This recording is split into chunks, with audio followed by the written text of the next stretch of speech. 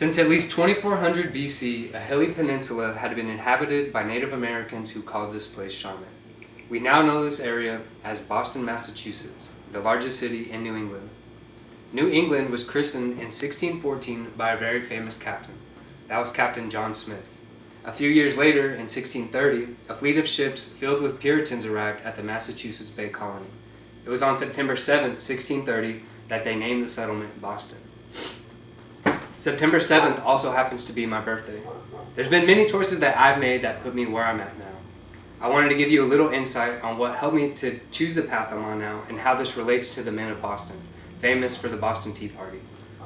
I didn't know it at the time, but I was living my life, to me, what seemed to be day-to-day with no purpose, and this is what led me to go to college. I had a good realization of where I was at in life and owning and working on my own faults. I took multiple steps in taking my life in a new direction.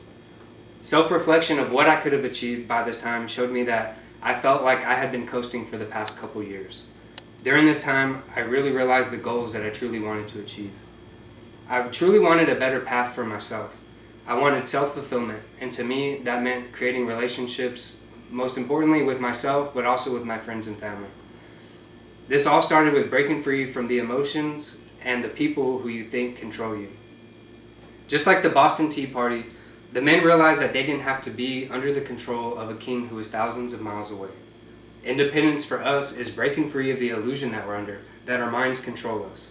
In order to truly be independent, we need to know that we control our minds with what we tell ourselves. That's going to be what takes us to where we want to be. We need to actually take physical action. We've all heard of paralysis by analysis, but talking about it all day will solve nothing. It's the actions that we take that will lead us to a better future, just as these men did during the Boston Tea Party.